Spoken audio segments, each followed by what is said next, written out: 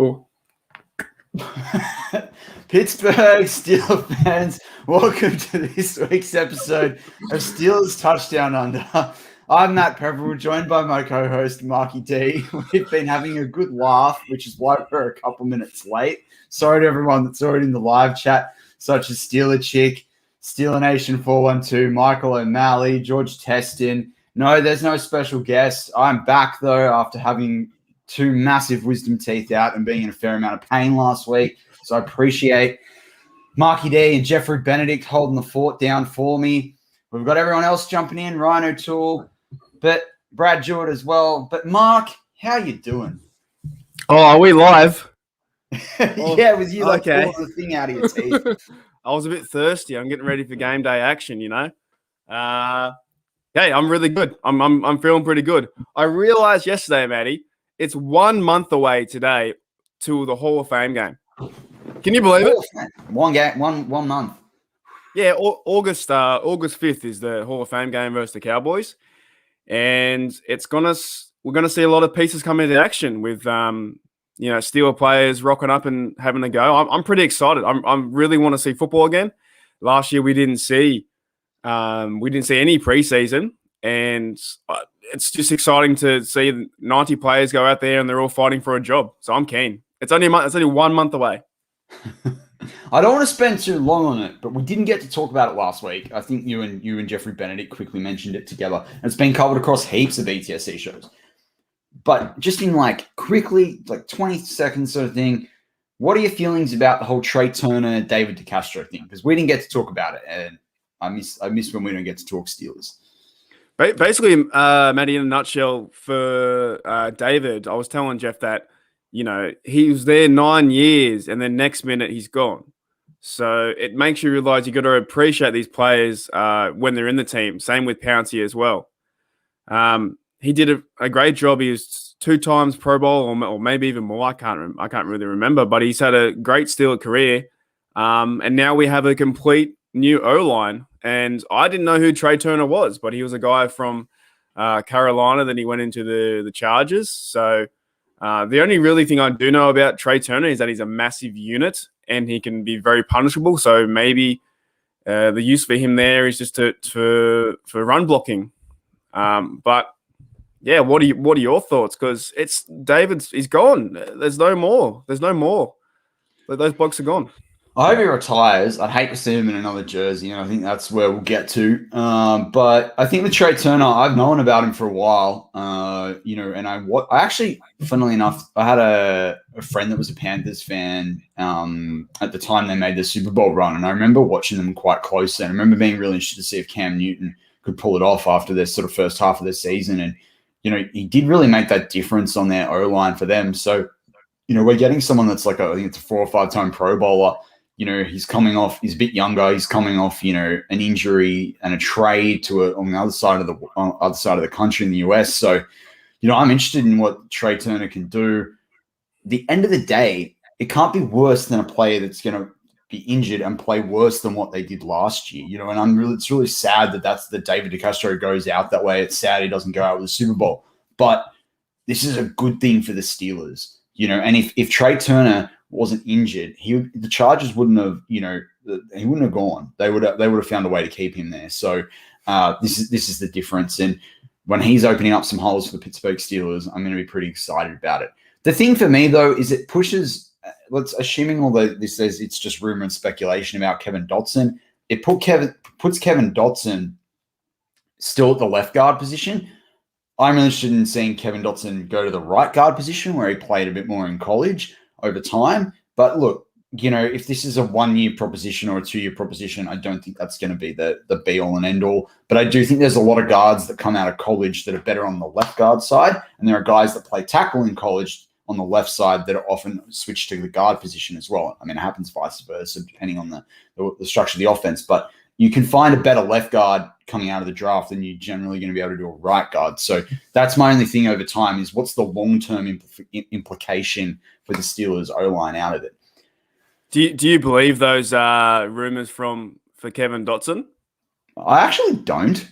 I know I like the way Jeffrey Benedict covered it on the curtain call this week. But I don't. I'm not going to sit there and say that DK Sports are trying to go for a headline, although it is a slow time of the year. But I mean, Kevin Dotson looks in shape. Arthur Motes was talking about it on his podcast. I occasionally go or their YouTube show. I occasionally go have a listen to them. But he was sort of saying, look, there's being in shape as a human being, and then there's being in NFL shape, and maybe Dotson hasn't done a couple of those things. But are we really that worried? Nope. Quite honestly, and I only think back to, it was high school level. I was on the state, trying to break into the state team when I was 17, 18 for athletics. A month, if you were in decent shape, running, they talk about you've always got the miles in your legs. Like I can still go out and run, a 3 or 4 mile, and I'll be able to do it quicker than most people just because I did it for so long. But the thing is that we're a month away from a Hall of Fame game that we probably don't even want Dotson playing in anyway, right? We're a month away from, from training camp, 3 weeks away from training camp. Unless he's done absolutely nothing, and the guy does not look like he's done absolutely nothing, I'm really actually not that worried about it. I'll put it to you this way, Matty. Yeah. Well, Matty, I'll put it to you this way. Does the Super Bowl start in September? 100% no. And this is the thing. Look, read between the lines. If they were bringing Trey Turner in to create competition, that could be misconstrued as Dotson's not doing well, because you're not no, at that point in time, if they'd said competition for David DeCastro, everyone would be going absolutely nuts, right? But if David DeCastro was fit and we had the amount of money of cap that we've got on the table, right, or we had a couple million more, because you don't want to have less than what we had before David DeCastro, and we could get Trey Turner for $3 million as a backup. There's no one that is listening to this show right now or that's in the live chat that would not want Trey Turner for $3 million as a depth piece. So if they were literally saying that they wanted someone to push Dotson to play better, that's not a bad thing. People should have to earn that jersey all the time. So I'm wondering whether there's the truth in it, but then it's just been misconstrued. I just think it's a bad take, to be honest. It's a really, really bad take on telling someone they're not fit when you're exactly right. There's 1 month to go before the football season. This guy's a football player. He's been a football player all throughout college. He's a massive human. His shape looks different to what other O-line guys could muster up. I just think it was blown way out of proportion for whoever released the idea of it. I don't know who did it, but then I know that Dotson came back on Instagram or Twitter and did a few videos. I saw him today on one Instagram post. He's pushing the weights like James Harrison did. This guy's in shape. This guy's ready. He's going to be one of my favorite Steelers because he's got that, I can't read it online, but that if you ain't a Steeler, you ain't blank. He's going to be a great Steeler. And why you don't need to put pressure on this guy like that. We got to rally behind him and get behind his camp and not make speculation or rumors up. It doesn't even matter. Even if it was true, it doesn't matter if he wasn't in shape. You got plenty of time. We got 5 preseason games, 4. And then the regular season is longer for 17. And like I said, the Super Bowl, it doesn't happen in September. The journey starts there. I just think overall it's silly to what they said. 100%. Look, I bring up Mark O'Malley's comment. I'm excited about the O-line. I'm 43. And the Pouncey DeCastro era isn't the first O-line I've loved. So he's having his Polamalu year of life. And this is it. Players are going to come and go. We can't have everyone forever. And then also, I know that it was brought up in the live chat about us being in lockdown. We are currently in a lockdown. Hopefully that we'll be out of that soon because Mark and I are really keen to actually catch up for a beer.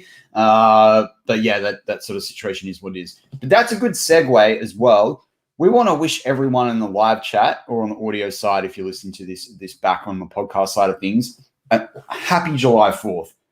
Without America, and we know that no country is perfect. Everyone's going through an interesting time at the moment. But without America, Mark and I wouldn't have the joy of being a Pittsburgh Steelers fan.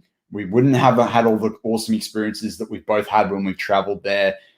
We wouldn't be even talking to you right now. So for us, happy July 4th. That's all I've got to say. Thank you very much. There's a lot I love about your country, along with Greece. They're my two countries that I feel a connection with outside of Australia. And yeah, for me, thank you to all the Americans out there. I've always been treated with respect and loved and what have you by every American, and I'm really thankful for that. Same here. I agree. The American culture is awesome. This is the reason why I've been there 7 times, Matty. How many times you been there? 3, 4? 5.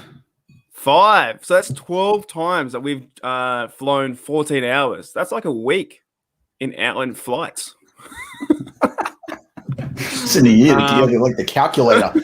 No, I don't even know if it's a week or not. But yeah, I love going over there. There's even times that when I've been to America, I probably should have traveled to another different country. And I thought, well, no, I'm going to go to America. So I haven't seen some other countries. And I've been from, LA to the Grand Canyon to Monument Valley, all the way through to Texas, New Orleans, Miami, New York, all the way up top, and then Gettysburg with my dad and Niagara Falls. I've seen it all. The best thing about the American culture and coming up for the July 4th is just how everyone's so friendly, and you just have a good time over there. And the whole country itself is so different, like from the West Coast to the East Coast. Like it's 5 hours away, but they're just completely different. Do you know a fun fact? Yeah, 100%. Let's go. 12 flights one way is more than a week. Is it really? There you go. Yeah, so we've spent in the air collectively a week. That's crazy. No, more than 2, because that's just one way. Oh, exactly. Yeah, you're right. Yeah. Well, that's it. I've been to also. I've been to Pittsburgh 3 times, and I went there in 2015, I believe 2016, and then 2019. Now with everything going on, we just can't get there yet. But I know for sure when we can in the future, me and Matty will go over. We'll meet everyone from behind the steel curtain, and we'll have a good time. But yeah, just happy 4th of July. I believe it's 4th of July today in Australia. Yep. But your tomorrow, or whenever you're listening, maybe listening to that today, it's going to be your 4th of July. Barbecues come out, the beers come out, you have a good time, family, friends. It's just the best. I love it. All right, let's crack into the show, Mark. So this is going back to your concept that we did a few weeks back where we looked at the 2018 draft. Today we're going to look at the 2019 draft. And obviously we're looking at draft picks, and that's strategic. Obviously there's undrafted free agents that come through each season, but our sort of focus has been the players the Steelers have invested heavily in and what's their impact going to be over the future season. So, Mark, where do you want to kick it off from the 2019 draft class? I reckon we've got to start from the 7th round and go up, because there really isn't, let's put it this way, too much content with our draft. With some of these players haven't really played too much. So we've got to start from the bottom and then work our way up, I believe, to Devin Bush. Sounds like a plan. So who are we kicking off with? I believe we have, this guy, I don't even believe he's with the Steelers anymore. He's Derwin Gray, the offensive line. He's not on the roster. He was on the practice squad a couple of times last year, but yeah, he's no longer with the Pittsburgh Steelers. So I don't think he's going to have too much of an impact. Michael O'Malley says he's marinating the meat for tomorrow. Yeah, I'm thinking about the best. Oh. I've got tomorrow off. I'm starting a new job this week, but I've got tomorrow off. So I'm thinking about I might get some brisket and marinate that in my smoker today, because it's a sunny day. It's been raining for like 2 weeks here, so I haven't been able to use the smoker. So yeah. So maybe Ulysses Gilbert then, Mark. Let's think about Ulysses Gilbert. So look, here's 2019. All these guys are heading into their 3rd year, so it's another prove it year. But a lot of these players on this 2019 draft is so far down, the draft order. Usually UG3 has like 10 tackles. He can't stay healthy in 2 years. I know, like Shannon White from the website part of BehindTheSteelCurtain.com, because obviously we're your one-stop shop for all things Pittsburgh Steelers, audio, video, or of course on the written form. But yeah, Ulysses Gilbert's someone that's showed all this promise, and then he's never really been able to. It's that classic saying, the best ability is availability, and he's just not available, which is a shame because he's super fast. Like, the idea of having him as a backup to Devin Bush, imagine if he had been fit last year where we'd have been able to play him. He's someone that I expect to potentially, I think he's still eligible for the practice squad. If he is, he's sitting there. I don't see him making the 53, though. Well, there's another lot of bodies in front of him, like Spillane and those guys like that. And you're exactly right. So to me, is his time up in Pittsburgh? Like it's been 3 or 4. It'll be 3 years coming into it. Round 6 pick for UG3. A lot of these players, like, they have no real stats behind them. And when the new blokes come in, is it time for UG3 to get replaced by someone? I think so. I think when you've got Bush, Spillane, Williams, Buddy Johnson, you've got other guys. You've got a guy like Killebrew that can play around there. Brooks can play like a dime back a role, you know. But this is the thing, and Steelers Pittsburgh's put it in the chat. I can just see a situation where we let go of him, someone else picks him up, and then he plays lights out. Yeah. You know what I mean? He's just one of these players that, which is why I think we've got to keep him on the practice squad. But then again, I can also see him being nicked off the practice squad by another player. So, another team. So this is the thing with Ulysses Gilbert. I think but this is the thing. He could come out and have a monster. He could have a monster preseason. If he does that, he makes the roster. Fine, but then that's going to affect some of the safeties I think that we keep on the roster. But yeah, I mean Ulysses Gilbert, he's in a prove it now. Prove it or lose it, basically. That's his Steelers jersey. And that's what's so intriguing as well with the preseason games too. A lot of these guys on this 2019 draft will have a good opportunity to try and make a name for themselves, and they really have to. They really have to do something because now it's been 2 years. And it's like it's not the rookie wall. It's not the second year kind of idea. It's a third year. You've been around the building a long time.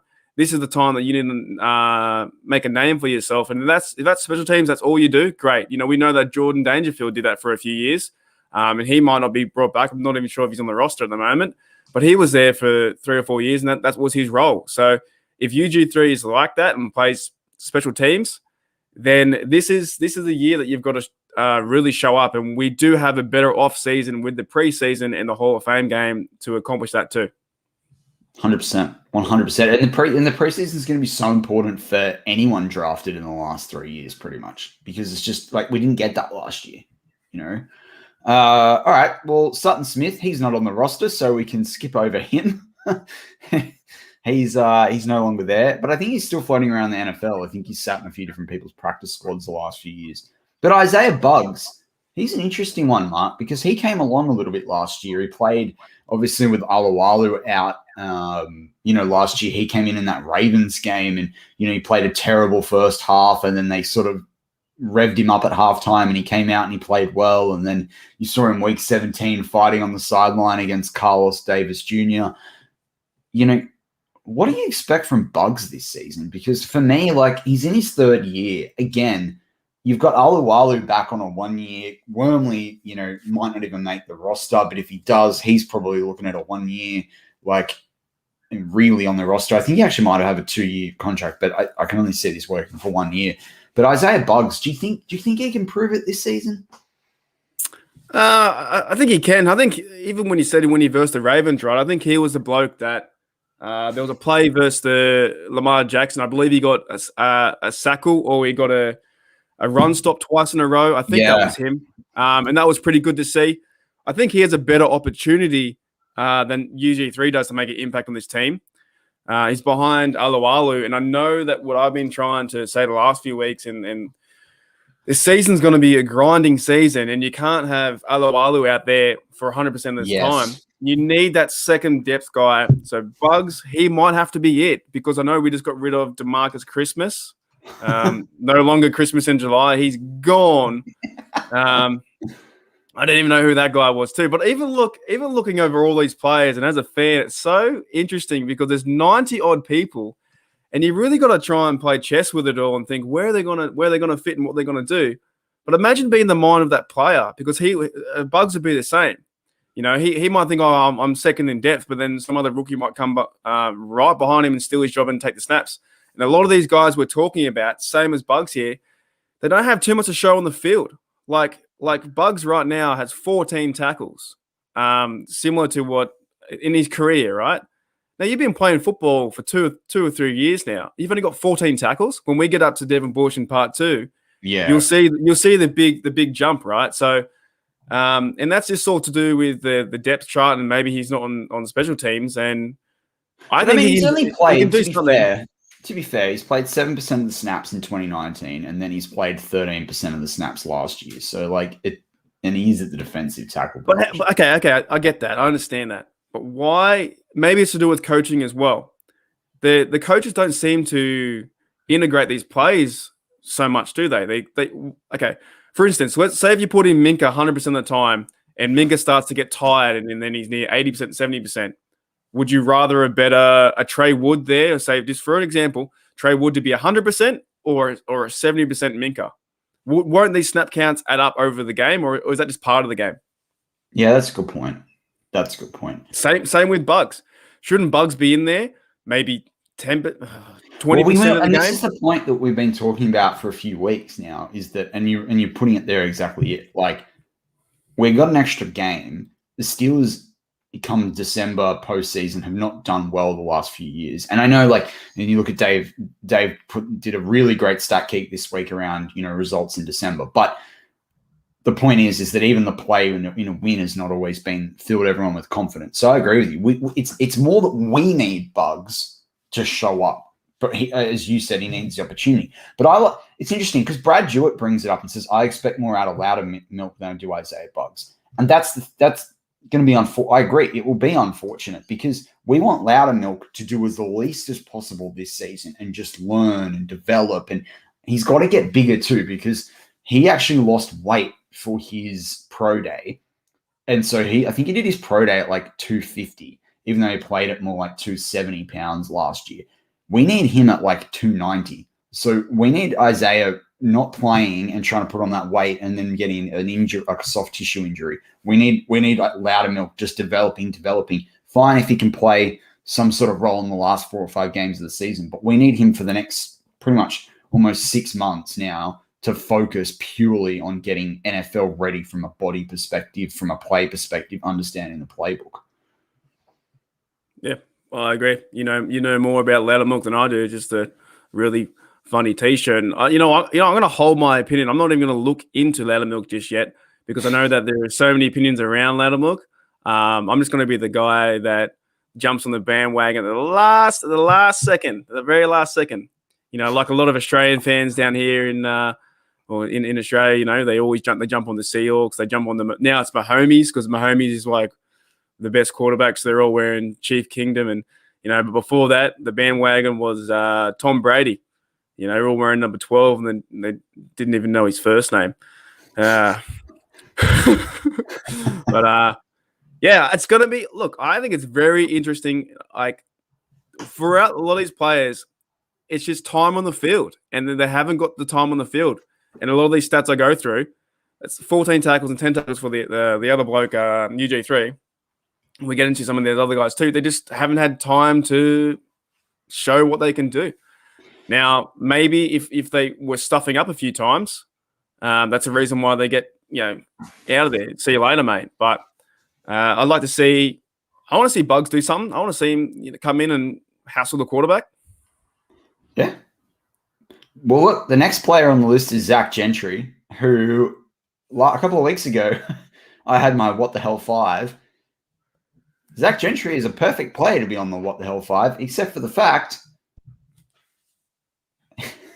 he shouldn't even be on the roster. I can't see this guy making it. This is just a waste of time.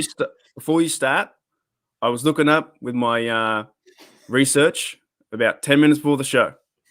He's got 1 catch. Guess how many yards? -1. -1. He has 1 catch in his 2-year career for 4 yards. Mate, the guy's a man mountain, but I'm sorry, the reality is that he hasn't put the weight on. Shannon White talked about it well this week on The Hangover. He hasn't put the weight on. He's injured. He's an ex-quarterback that's never really settled into a role. Tight end, it's literally just throw it up there and hopefully he can get it. We've got enough of those players. He's holding a roster spot. He's going to hold a practice squad spot that we don't need. Cut him loose. Let's be done with it. He's on my What the Hell 1. Zach Gentry. It's the one guy. Honestly, I was trying to think of ideas to get my head around how is he on this team. And I keep, I'm the biggest fan. I want to see everyone succeed. I don't care their race, color, or whoever, but Gentry has one catch for 4 yards and that's it. So what is he doing in training camp? Is he not showing up and like having a go and saying, hey, coach, put me in? Like, that old adage when you're a kid, hey, coach, put me in. Maybe he's not talking on the sidelines. Maybe he's just not allowed to. I don't know. But one catch in 4 years and he's getting paid mega bucks, or well, not really, but more than I am. I don't understand it. Like, they either use him or get rid of him. That's it. I would, mate. I'd be up there to take one catch for free. Yeah, exactly. So many fans would love to go to the training camps in Latrobe, and they get. Well, you know what? There's more fans with more catches than Zach Gentry does when they go to Latrobe.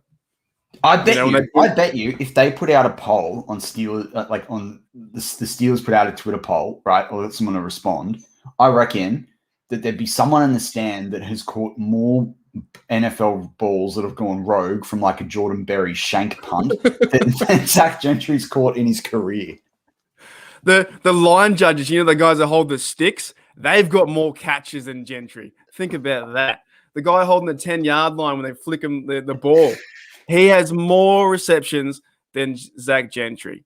And if there's a one player on this roster, and if Zach Gentry makes it, sorry if I'm yelling, they have to do something, and he's got to turn up in the preseason, catch a lot, receive a lot of footballs. And how do you not have a touchdown yet? Like, I'm just perplexed at the idea of this. Well, I don't understand. I don't understand how we continue to just keep this guy on the roster. Well, that's it. So it's either that he's not having the time of day to be, he's the third best tight end there, and we all know that Frymuth's going to be number 2. Ebron's number 1.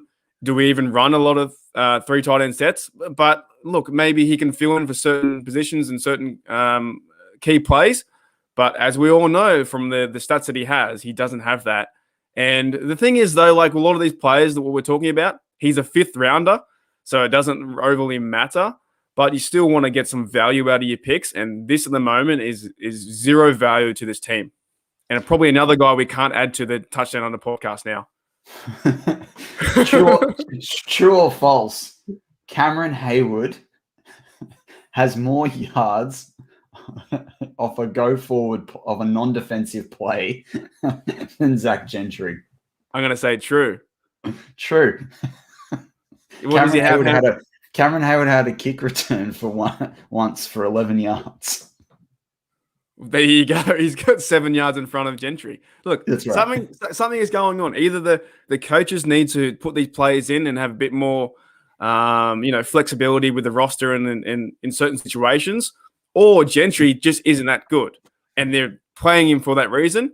Now, we need to find out before preseason, because maybe a young rookie tight end could be in his spot. I know there's Kevin Radar there. There's another guy who sounds similar, Dax Raymond. I think he's there too. These are 2 blokes that we haven't really seen or talked about.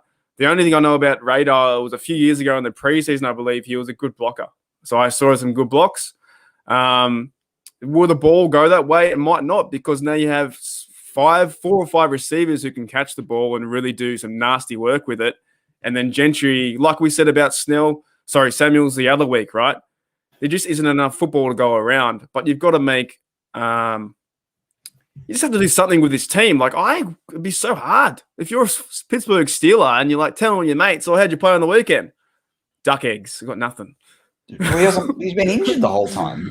Yeah, but it's just crazy. I just think either let him have a go or get rid of him. Something. One or the other.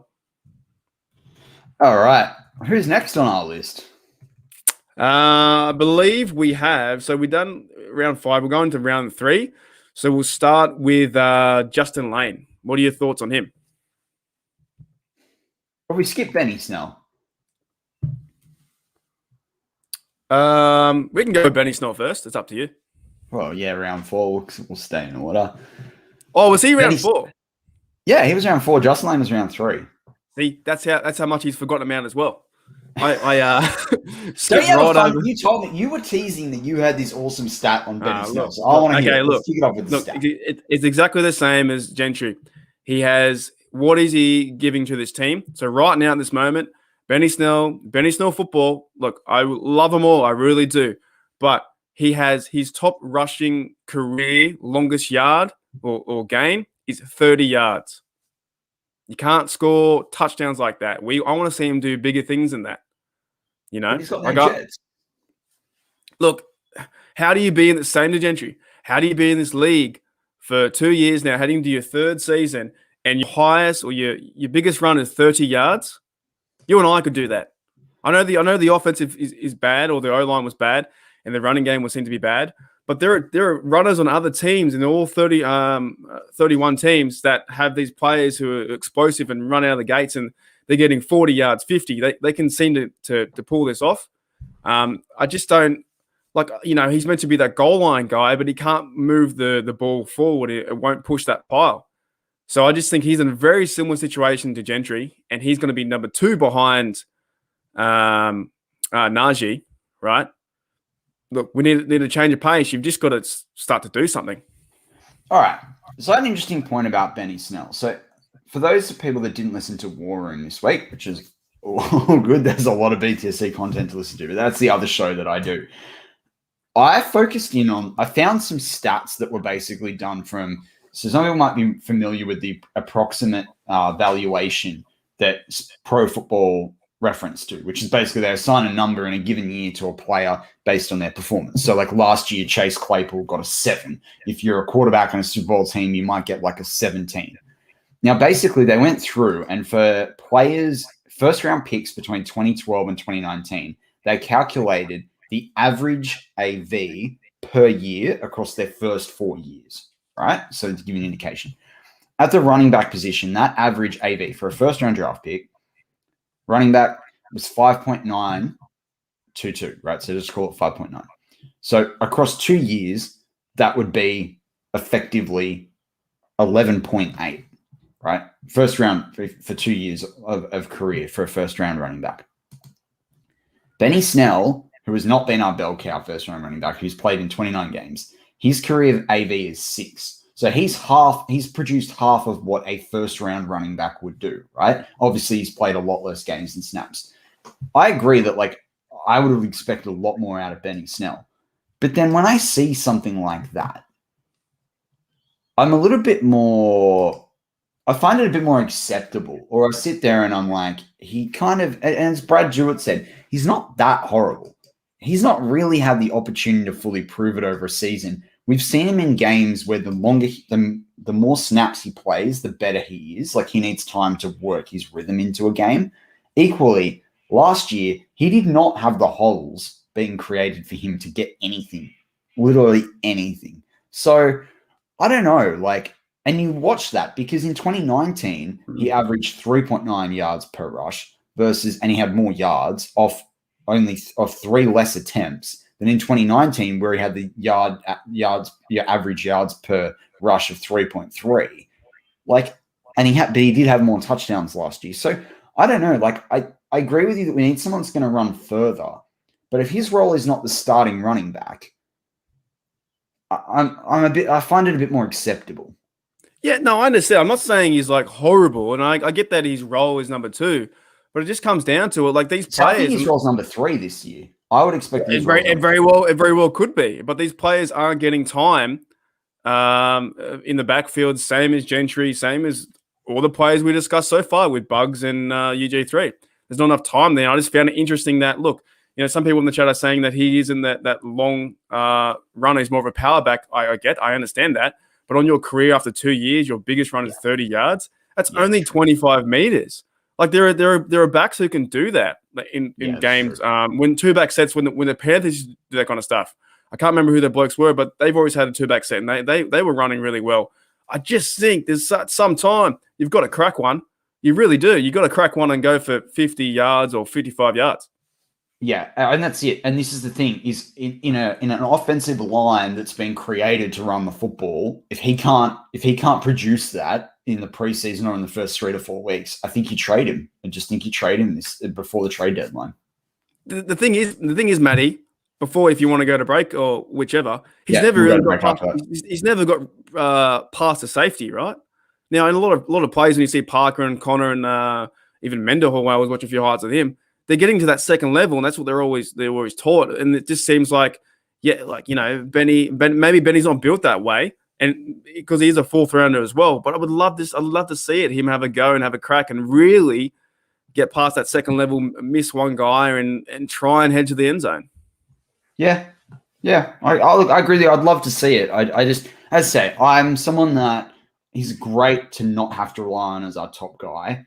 But if you need him and you need him to close out, it's like what we talked about 3 or 4 weeks ago, where if you are up by 2 touchdowns going into the fourth, rest Najee, put Snell in to just punch it up the middle to run out a game. I think that's beneficial for the Steelers, given that you can't do that with the fullback that's not a fullback on our roster. So, yeah, I agree. But with that wraps up part 1 of Steelers Touchdown Under. If you're listening to us live right now on the audio side, on the YouTube or Facebook side of things, just hold tight for a few seconds. If you're on the audio side, switch over to part 2. Appreciate it's been a really long part 1, but we've got lots to get through. It's an interesting draft class. We've got Slinging the Slang coming and some audience Q&A as well.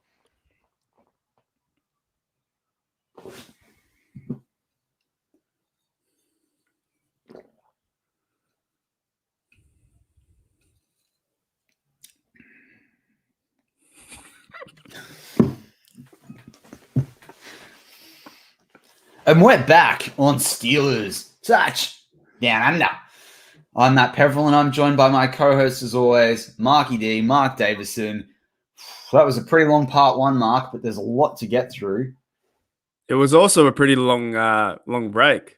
And, behind the steel curtain was quite open there. A lot of guys on YouTube heard Matty's gulp, and it was hilarious. Sounded like a wave crashing into my headphones. I was trying to get as much. Whoosh. Well, we should probably kick off part 2 with Slinging the Slang. As we like to say, just as Ben likes to sling the rock, we like to sling the slang. Marky D, what do you got for the listeners this week? So I had a comment last week, I believe it was from Steelers fan 36, and they said, what does a wombat mean? If you call somebody a wombat in Australia, do you know what that means, Matty? Kind of like when we say like dingbat, like just someone that's a dropkick. Yeah, like a lot of these ideas. So, like for example, if I were to call somebody a wombat, if I can bring into like a Steelers kind of reference, like say for instance, you and I are watching the game, right? And one of our wide receivers is wide open, which is the same as their name, right? And they go to catch the ball for a touchdown and to win the game versus the dirty Bungles, and they drop it. And you would say to them, you wombat. Like, why? How'd you miss that? Well, same with, our kicker. Not going to say who because I don't want to jinx anyone. But missed the field goal. It's just saying you're a wombat it just basically means like you're an idiot or it's just something unfortunate happens. Now, I just wanted to clear that up with one of our fans, But hopefully that doesn't happen this year. We don't call anyone wombats or kangaroos or nothing. So I've got one, and mine's a little bit similar to yours. And it also throws shade on one of the players that we're going to preview. I don't want people to think I hate him because of this, but it just tied in too well. So mine's more of a sort of a slang term, which is called dropped a sitter, which you hear a bit in cricket or you can hear it in rugby, but it's usually said when someone drops in rugby, when someone drops a bomb, so like a very high kick, when there was no pressure or reason to drop the ball at all, or like a sky-high kick if you're thinking about it from an NFL perspective. So when Diontae Johnson drops a ball, he dropped a few sitters this year. Ebron, he dropped a few sitters as well. So, yeah, I just thought that was pretty fitting given that we're about to It's exactly the same, isn't it, to what I was saying? Like, in the end zone. So what you do is I'd be like, if we were commentating and Diontae drops the ball, I'd be like, oh, he dropped a sitter. And then Mark would be like, what a wombat. It'd be the same. Imagine like if Zach Gentry had no catches and he had 10 targets. How would we be a sitter? He wouldn't even be a how would we discuss Gentry's role? Look, call it the bench warmer. Maybe that's why they have him, right? Maybe that's why they have him. Because if you're 6'7" and you lie like horizontally across the bench, you can get the bench warmer for people. He's holding the clipboard as well. We've had Steeler Chick 46 says here. You said Wombat, last season to where last season with our receivers, some of them were. It's the ones that you're like, you've dead to rights. You have that catch and you're going to score a touchdown. And you just go, Wombat, like, yeah, because I was talking to, I was talking to Jeffrey after our show behind the steel curtain, and I was saying to Jeffrey that Wombats are pretty much useless. Like I was convincing other people last week that I fed sharks in the Sydney Harbour. Well, Wombats are the same. Wombats are that stationary. They don't really do too much. You can use them as a doorstop. Did you know that, Matty? Yeah, I know. Yeah, in the bush. When you get them out in the bush, they're that docile. Just pick them right up out of the ground, out of the burrow. And if you need your door open, to let the flies in or out, depending, how many flies there are, they're very helpful that way. They don't do anything. How many times they get hit by a car because they're like lying in the middle of the road, but they don't even die half the time. Like they're just. Matty, have you heard that's their defensive mechanism is just not do anything? That's like giving the. That's like the Dan McCullers. That's like the Dan McCullers situation, and somehow he's made like $4 million in his career. Anyway, we're going right off track. It's the same as like giving the Bungles like, oh, here's your playoff ticket, and they're like, oh, what do we do with this? What do we do with it? I don't know what to do. It's been 11,000 days since a playoff win. It's been a bit like the Pittsburgh Steelers the last two playoff appearances as well. It has. We're not 11,000 days yet, but we're getting there, and we need to stop that. All right, let's move on to the next few guys. I'm keen to get to some audience Q&A, but we got two big plays to preview. I think, Justin Lane's the first third-round draft pick, and then obviously we've got Diontae Johnson, then the first round in Devin Bush. Mark, from my perspective, Justin Lane, he had the issue this year off the field. He didn't prove himself in the Bills game last year when he was asked to step it up. For me, with the amount of secondary players the Steelers have picked up through the draft and undrafted free agents this year, I'm done with Justin Lane. And if he makes the roster, I think it's because he can keep. It's because he was a draft pick, and the Steelers don't like to, let a draft pick go. But I'm done with Justin Lane as far as I'm concerned. Yeah, I tend to agree with you as well there. I did some homework last night. I was watching the 2019 preseason versus the Bucks. I was just curious to see, try and see Lane play. He has 25 tackles in his career. However, the big thing I've found, and a lot of BTSC writers, and even yourself, have talked about, is that Justin Lane just seems a bit off in this Steelers quarterback depth. Now, there were two plays, actually three plays on the first drive. And I was a preseason game, and it was 2 years ago, but it all kind of makes sense. The first two plays that he got beat, he was playing well far off coverage, and the Buccaneers got the first down. It happened again the next drive. The same thing. It was like 2nd and 10, happening exact same time. He played too far off, and he made the tackle, but he allowed 10 yards first down. And near the end of the drive, there was a running play with a halfback toss, and that running back ran over Justin Lane, and he didn't attempt to tackle. Now, that was 2 years ago, and I understand that, but what has he done for us lately? I wouldn't be surprised if some of these younger blokes come in. But this is the thing. So last year, in all the games he played, he was targeted 12 times, right? 12 times, and he played 11% of the snaps. He allowed 10 completions, which is a rate of 83.3%. He allowed 127 yards. He averaged an allowance of 12.7 yards per completion. Even yards, the amount of targets he allowed was 10.6. One of them was a touchdown. The average quarterback rate, the passer rating that he allowed across all his plays was 138.5, which is, getting close to perfect for a quarterback. Waste of time. Get off the roster. And he misses. The worst part too, as you said before, he missed almost 20% of his tackles last year. That does not cut the mustard. The tackle that I saw in the 2019 game, you guys, if you have the Game Pass, go back and look at it. It was a very lazy attempt. He didn't set the edge, and the other bloke just did a little step inside. He went for a leg tackle, went for the ankles. Nothing worked out. It seems to be in some of the video highlights and the games I have watched with him, he just seems to be lost. And maybe, just maybe, the NFL isn't for him. That could be it. I don't see him doing any ground-breaking plays. So if Shakur Brown or those guys come up and take his spot, then all for it. You know, this is the time now where you've had your shot. How many more chances can we give the guy? That's it. You know, so he might be gone, and then we've got, is there 2 more blokes left on the 2019? These actually, Matty, it's turning into we can't have any of these guests on our, in the next few shows. The 2019 roster, I haven't really seen too many positives. Have you? Until we get to these 2 players, I'm not sure we really want the other guys, just to be frank. Fair enough. We're winners on this show. We're winners. All right, let's move on to Diontae Johnson. So I wanted to kick off.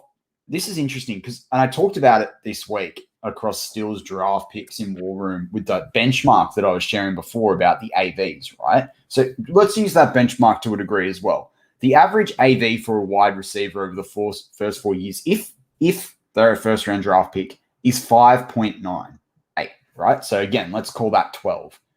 Diontae's career average after 2 years, right? 12 would be what you'd expect out of a first-round draft pick.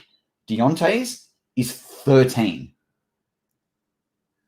The production that we've got out of Diontae, I mean, if you look at 2019, where he had Duck Hodges and Mason Rudolph in his rookie year, and he had his 680 yards, and then last year he had his 923 with Ben back. And yes, he had those drops, but Diontae averages almost 8, receptions a game.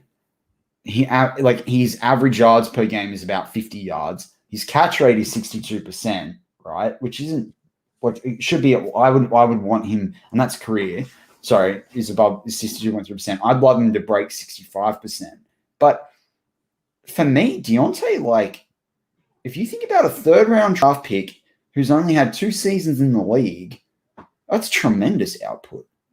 Yeah, I think he's done really well. And look what Snowman brings up here in the chat. So Snowman says, for our audio listeners, he has to follow the ball into his hand before he runs. Now, that is a stapleton in pretty much any ball sport, NRL, AFL, rugby, even ball sports like golf. You've got to follow the ball, and you've got to see where it's going. Now, I believe Diontae had a great rookie season, and then last year, he maybe got in his way a little bit too much. In certain aspects. And the hard thing is because everyone complimented him on, and it's exactly the most important thing that you mentioned there about running onto the ball, is that he's a really good route runner. So, but the point is that yes, you've got to be in the position to run the route. You've got to start running the route, but then you've got to catch the ball and then focus about who else is around you and whether you're going to do like a juke, or what sometimes we call it in Australia. My gut was sort of saying a shimmy, or like you're going to do a sidestep, or you're going to do like a spin move, or whatever it's going to be. And this is the thing, is that Diontae is a second-year player that's not a first-round draft pick. And even a first-round draft pick would expect some development time. Honestly, if Ben is feeling good enough to target him 100, or obviously Mason in week 17, but 144 times in a season, that's a massive vote of confidence in Diontae Johnson. That's huge. Yeah, he's gonna be a good guy for the slot as well, working in there in those short rounds. And we know he has great ability.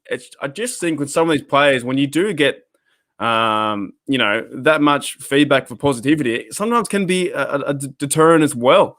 Because they're saying I'm the best. I need to be better than what I am. And we saw that with Diontae when he's looking away and he's on the 5-yard route, goes to hand the ball in, and it's a straight up drop. And you're like, same thing. You wombat, what are you doing? Just catch it and then start to run. And look, I'm not a football player, but some of these things just comes with time. It comes with time for these players into the 3rd year, understanding the game. Do you run this certain route, and do I take on the 3 players and get smashed, or do I run outside of bounds? So he's And got to this is learn all these things. yeah, and look, this is the other thing. Like he had 5 fumbles in his rookie year, so and only 2 last year. So that's the other thing is, I wonder whether it's a perspective for him of making sure he's catching the ball, but then he's worried about catching the ball, and that's where in the live chat it was mentioned. It becomes a mental thing once that when you start going, oh, am I going to drop it? Am I not going to drop it? And then it starts to become a bit of a freeze move. The other thing too is like with the amount of time that Ben had to throw the football last year, and I get that Ebron and Diontae dropped some sitters, if we're going to use what we talked about earlier, like use that sling and the slang. But at the same time, the receivers aren't always going to be in that perfect position. And yes, there's the argument that receivers are never going to be always in the perfect position, or the quarterback's not going to always be able to give you the perfect throw. But Ben was hurried quite a bit last year, and whether the ball was hitting Diontae at the route where he expected to be hitting, or where they might have done in training camp, or in the week's preparation versus what happened in the game. And yes, he has to learn to adjust, but he is a second-year player. I just wonder whether these things factor in. So, as I said, if he can reduce that drop rate in 2021, it's going to go a long way to the Steelers' offense absolutely firing. But I think at the same time, it will speak a lot to how well the blockers are doing to pass blocking to create time for Ben, and how accurate Ben's being as well. Where does Diontae rank on the receivers? Is he the third guy? I genuinely think this roster is made up of a 1B in Chase Claypool, only because of his size and his speed, and I think he'll get more targets this season. And he's going to become a 1A, but I think it's just his second year in the league. I think Juju is technically a 1B, but I think if you look at the roster and how you've asked me the question, I think you've got a 1B in Claypool, a 2A in Juju, and you've got a 2B in Diontae. We saw the spread last year of the yards. And the other thing, the reason I say that 1B, 2A, 2B is that then you've got a 2B, if you like, in probably Ebron at this point, and a 3A or like a 2C in Freiermuth potentially. So Freiermuth will take that 2B role from Ebron over time. Yeah, same with Washington too. He can be a bit of a wild card. He's probably a 3A or a 2B as well. Yeah, but it's going to be very interesting to see how this offense works. And we said it last year when they had the 4 wide, and it was pick your poison. This is going to be, I would like to see pick your poison mentality, but still I would like to see Big Ben form a relationship with one of his receivers. And I could sneakily see that going to be Diontae Johnson. Maybe 100%. That Juju does the hard yards for sure. Claypool does the hard yards for sure. Washington's there when you need him to be, but I could see that when they're in the 3rd and 10s or the 3rd and 7s, who do I go to? It might not be his first read, but it might be the play schematics might work out that they just go to Diontae and he gets that ball, or certain plays might always tally up to it's going to be Diontae for that touchdown. It's hard. Like imagine being Big Ben. Like who do you normally go to? Who do you look at? And it all depends on the coverage and who they're versing with the quarterbacks and the safeties and those kind of looks. But I see a big improvement from Diontae. It's funny though. Like I see a big improvement from last year, not really his rookie year. Like he went too hard into his second year and thought, okay, I can do it all kind of mentality. Yeah. But if he just comes back a little bit and improves off his rookie year and just catches the ball and does his certain great routes, and some are comparing him to AB with his feet work, he's going to be good. He's going to be great. Well, I saw some workout videos of him too recently, and we talked about workout videos, but I saw him running routes, right? So it wasn't like he was trying to promote how much he'd worked out. I think Diontae's put on a bit of size. I think you're going to see a bit of a beefed up Diontae here. And he was doing one of his route king or whatever they call them workouts. So it was him, and it was with another like route guy, and they were focusing on that like training. So yeah, and he looked pretty pumped. I'm confident going into this season. But we do want to get to some Q&A, so I reckon we move on to Devin Bush, the number 1 draft pick in 2019, the guy we traded up for to pick at number 10. We worked with the Broncos on getting that. I had a feeling they were going to draft him. I was so excited when they did. Mark, again, if we kick it off with this benchmark, the average for a first-round draft pick from 2012 to 2019, their yearly AV is 5.85. So you're talking 11.6. Devin Bush's is 12, and he's only played 5 games last year. So he's managed to get that career AV of like, I think he got 9 in his first year and then 3 last year. So I think it's terrific to think about the impact that Devin Bush has made. He's coming back from that injury. But I wondered whether you had some stats, like some stat lines that we should be expecting from Devin by the end of the season as he comes back. He's got the extra game. We're hoping the Steelers can get through a couple of rounds of the playoffs. But for the regular season, what are the stat lines that you're looking for him to achieve? He's going to be around that football a lot. I think he's going to play angry. I can see him being a part of pretty much every tackle. So he's going to be, he'll be in the 100 plus if he's healthy. We don't really want him to do too much more than that. Forced fumbles, I think he'll be around the ball. I think he's going to be a menace in that middle field. Interceptions, look, I think he'll do some things there, but the ball, doesn't really go that way. So he might get a few there. Sacks, I can see him doing, I just see him being a menace. I really just see Devin Bush coming back. He got injured last year. The defense changed with his mate TJ on the left hand side there, Cam there as well. I can see Devin Bush really, and we've seen it throughout his Twitters and stuff like that. And he just seems to be. He wants to play angry, and I think he wants to play for a bit of leadership, and I think he wants to play to be, look, I am the best. Like, he wants to be that guy where I'm Devin Bush, I'm the best, you can't beat me. My teammates know I'm the best, and the opponent knows I'm the best, and then I still want to be better. I can see that in him. I'm really excited to see how he's going to form as a leader, and as Brad Jewett says here, D Bush is a dog. Like, I just think he is going to be a heck of a player. And coming to the third year, from sport, Matty, and I know it as well, when you've been injured, and I played tennis, and if I missed a few games, a few months, when you come back, you're so ready. Mentally wise, you want to play as hard as you can. You want to go and chase down the Lamars. You want to say, oh, they're talking about Mayfield. Who cares? You can't get past me. That's his mentality is going to be like that. This is the thing, and I feel like they drafted him to just smash. To just destroy Lamar Jackson. You just put him as a homing missile on Lamar Jackson, and good bloody luck. It's going to change the whole. I think honestly, we talked about it a few weeks ago. I believe they have figured out Lamar. I think that they have when they contain him in the pocket like that, and they have the spies like Bush, and they have even as well with Minka on the backfield, you can see him kind of spying and looking around. I don't believe Lamar can beat us. And Bush has that mentality now. Is he playing for a Super Bowl? We hope so. But I think he's really playing to be one of the best, in future years. And then people said, oh, do you remember guys like Ray Lewis, James Harrison? He wants to be that kind of football player. And honestly, I don't really look in too much to the Twitter universe, but I've seen some stuff he is saying, and he's ready, man. He's so ready.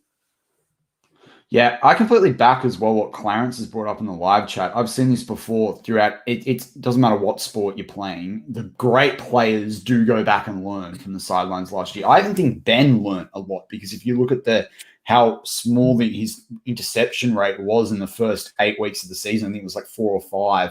That was really clean from Ben. And this is the thing, I completely back that. When you've got Devin Bush too, you've got a player whose father was in the league. You've got a player that knows what the professionalism is, that played in a program like Michigan, that's come into the Pittsburgh Steelers to further that legacy of the linebacking position.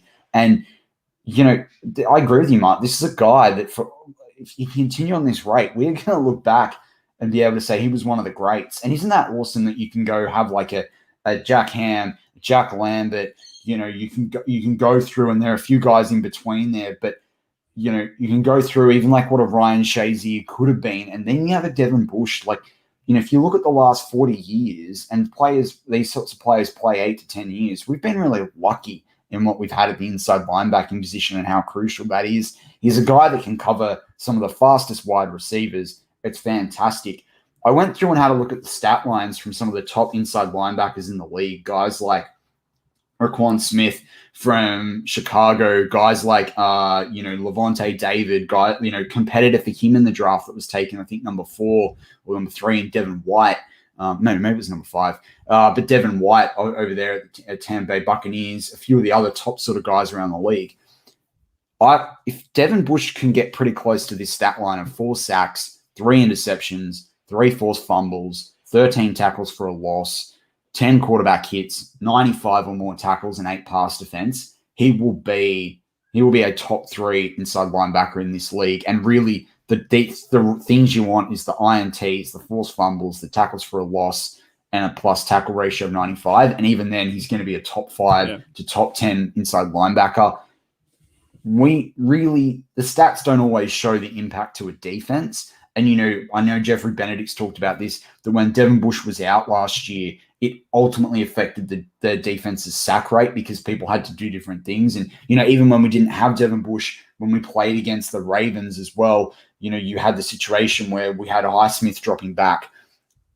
Devin Bush is the linchpin for this defense apart from TJ. If you can keep the trio, I mean, we talk about it in rugby league a lot of having, the halfback, the fullback, and the 5'8", they're running with the football. But if you have on defense a top edge rusher, a top safety in Minka, and a top inside linebacker, the rest can fall into place to a degree. I mean, Jerry Cherryban says I love Devin White too. I do too. The Steelers just didn't have the capital to get him, and he would have been fantastic too. But the way Devin Bush plays is he plays like a Pittsburgh Steeler. He has since day one. He's come so far along. He's always around the ball, as you say. I mean, that Chargers game in his rookie year, I mean, we wouldn't have won that game with Devlin Duck Hodges if it wasn't for Devin Bush. I can't speak highly enough of him. I already have one of his jerseys. Matty. He's one of my favorites. We haven't even seen anything yet. We haven't seen nothing.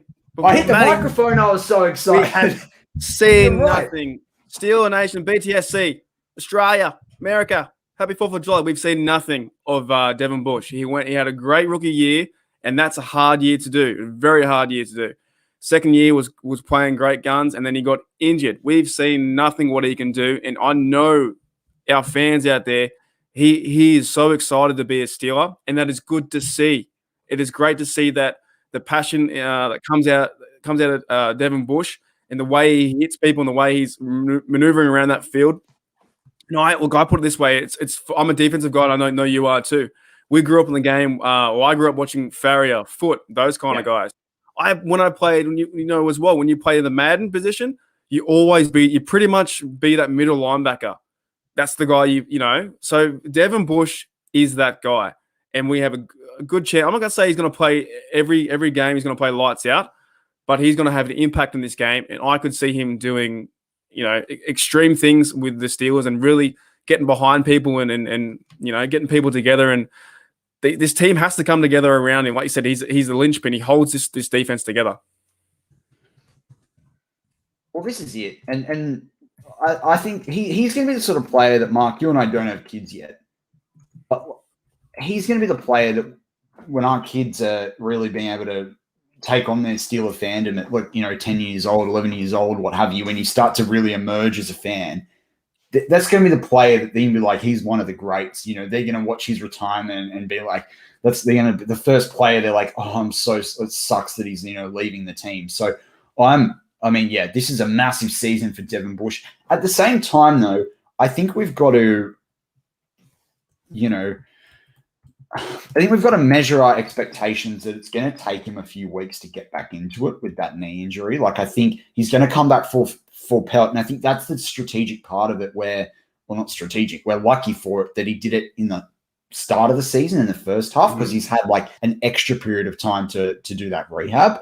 But I think we've just got to temper our expectations for the first 3 to 4 weeks and let him work his way into the season. And that's where a bye as early as it is, I think, what is it, week 7 or week 8, is really helpful in that perspective. And also we've got great depth behind with Vince Williams, and we have Spillane and other blokes back there. And if Buddy Johnson fills in for a few roles, I'm not too sure. We talked about UG3. Yeah, but look, Devin Bush will have a big impact on this Steelers defense, and he should. But I think actually for all the players that we talked about today, he's the one player that he knows that he's got a big shoes to fill, but he can do it. He can easily do it. That's I think what I see in his passion, the way he plays, and even watching the 2019, he was involved in that first game in the preseason. He was in every single tackle. He was there. He was there in the pile, and he's ready to play football. And I just know that he's a winner. He wants to be a winner, and we're not going to be that losing franchise that all the NFL media is saying, "Oh, we're the third best team in the AFC North." No. Devin Bush is going to, I wouldn't be surprised if we beat the Bills and he gets an interception and 2 sacks, something like that. He's a winner. That's what he is. 100%. Look, I've got a question for you. While we wait for some questions from the audience, we'll do 5 more minutes. We're going way over. Dad's going to be furious at us. We're going over our 32-minute limits on each half, but that's all right. I put out a Twitter poll, Mark, and I got BTSC to retweet it, basically asking the question, and I've had 101 votes, so we can say it's 100. Do you think that the veterans and like proven performers, guys like a Cameron Hayward, a Stephon Tuitt, a Joe Hayden, offensive guys, whether that's Ben, whether that was AB at the time, even Lav Bell towards the end there, some of the O-linemen, whoever it is, Ebron, McDonald, do you think the veterans have done enough in the big games and playoffs over the last 5 years? No. We talked about it last week that there's only 7 players on the active roster who've won a game with the black and gold. Now, Tuitt was part of that game versus KC. Cam Hayward was part of the team, but he wasn't on the team. He must have been injured that day. So, look, we're getting to the ball, but we're not dancing, Matty. We ain't dancing. We're sitting on the sidelines. This is the point, because Jeff was talking about the youth of the Pittsburgh Steelers team in his Let's Ride this week, on Friday, which I go back and invite you to check out. That's going to be really important. No disputing the youth and guys that are, whether they're draft picks or in their first 5 seasons in the league, have to step up. But for me, I haven't yet to see, and I think it's more on the defensive guys. Like, I'm a massive Cameron Hayward fan. You know me, how big a Stephon Tuitt fan I am, right? And love and appreciate the skills of Hayden.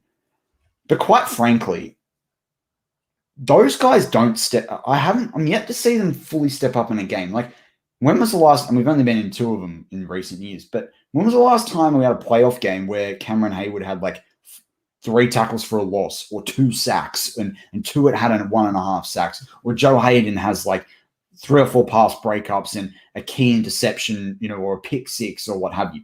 We need the youth guys to step up, but we've got guys here that can well be Hall of Famers. They just need to take it up that extra 3 or 4%. And I know it sounds like I'm targeting some players here, and I mean, Big Ben, the same thing goes is like, we don't want him throwing the football for 500 yards in playoff games like what we've seen, or throwing 60 passes. But who else on that offense is taking the bull by the horns, so to speak, and going forward and making that impact? And that's, I feel like, the difference, because I think sometimes we're beaten out by teams where there are that veteran or more experienced player in a big game, including a playoff game. Those guys do step up, like a Calais Campbell from a Ravens, or like you saw that with the Jags when we lost to them as well. There are a bunch of older guys that stepped up. So if we're going to be successful, that I feel like those older guys really do have to step up in the big games. Yeah, but I think a lot of times we beat ourselves. Like in that Jags game, we let Blake Bortles beat us. Are you joking? How do you let Blake Bortles beat you? And that's the game where Cam Hayward has to smash that guy into the ground, into the dirt, and send a message. But we're starting on the back foot in the Browns game. Back foot, ball goes over the head. That's the point. Pouncey did not step up. Look, how could you have one of the worst snaps of your career in one of the most important playoff games when you'd already clearly told the team you were going to retire? This is the point where there needs to be a leadership, and I agree with you. There's got to be a guy on the offense, and honestly, it can't be Ben. Ben's the guy. It can't be Ben. It needs to be a Juju, a Claypool, a Diontae, a Dotson that says, "This is our team.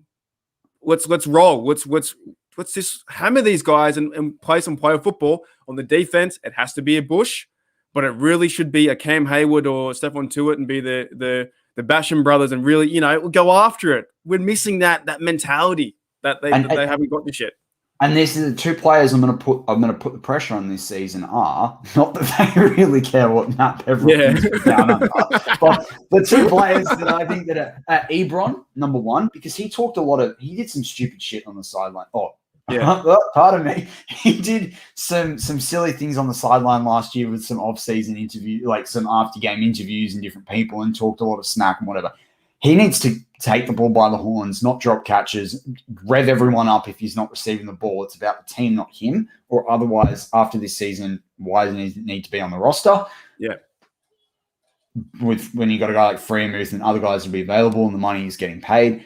And I think I love Cameron Hayward. So I want to see him go to the playoffs, and I want to see Cameron Hayward get the 3 tackles for a loss, 2 sacks, force a fumble, an Aaron Donald style performance. It just needs to be that one game. I just want to see it. They need a leader. They need some sort of a leader. Exactly. And we all know Ben isn't it. You can't have 11 players or everyone watching the ball and saying, are we going to win today?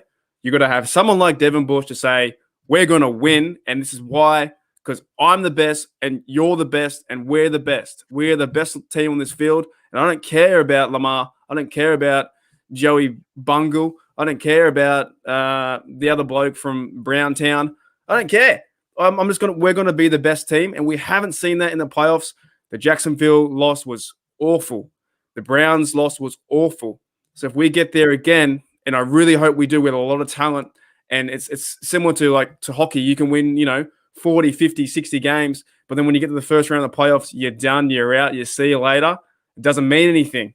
So this point now, you really have to step up in the locker room. And I know they are. Look, they're all paid professionals, but I just think some of them have to have the mentality of like, I'm a Steeler and I'm doing this for what I love and for all the fans and for my family and really just do it for yourself. And we know they haven't done that because how angry have we been in that Browns game? I've never been angrier. 28-0 at halftime. Turn it off. But the other thing is, we need confidence in this, right? If you look at long-term, and then I think we need to wrap it up, but you look long-term, we're going to have a rookie quarterback in the next couple of years. And these guys are going to be older, right? If they're older, they're less likely to do it. So if they're not going to do it now, are they ever going to do it? Because when we get a rookie quarterback in, we need every other veteran on the roster, particularly the ones that are being paid the top money, the proven performers, actually making that impact. Because otherwise we should spend the money elsewhere. Because when you have a rookie quarterback, that is the time now to get a Super Bowl. That's all. Yeah, they need to get it done. They just need to get it done. There is no next year mentality. If I can wrap it up and you send it out, there's no next year mentality. It's this year mentality. And if you have that every single year, we have a chance to win the playoffs. And the love for this team I have and you have and all the fans have, we're going to appreciate it even more. I believe that for the 2019 season, Devin Bush will be that leader. I think he will set the standard, and the other guys around him will play phenomenal football. The Edmonds, the Minka, the TJ Watt, your mate Highsmith. It's just going to be a great year, but Bush has to grab him by the shoulder pads and say, man up, let's go out there and win. Mark, could not have put it better. Would love to close out the show. We'll quickly bring up Snowman Super Chat. He always likes to throw it in at the last minute. My starting middle linebackers are, if it's depending on what scheme they're in, a Devin Bush and Vince Williams. But if it's the other way, it could be Spillane. But yeah, I actually think you could see the Steelers do a bit of 4-3 this season. If you look at the types of defensive ends and the bigger linebackers we've got, I think you might see a bit more 4-3 than what we've seen previously. But yeah, I do think they're going to go at the start. It'll be very much Bush and Williams, because we saw that when Williams came back. I think it was week 3 last year, and Bush and Williams were together for those 2 games or 1 3/4 games. The defense looked red hot. So yeah, they're my 4. But Mark, what are your ones? I've got Bush by himself. I don't care. He's going to run it by himself. Exactly. I don't care who the second guy is. It's going to be Bush. That's it. Fired up. And with that wraps up this week's episode of Steelers Touch Down Under. I'm Matt Peverell. Marky D's waving his terrible towel. As always, Mark. Go Steelers.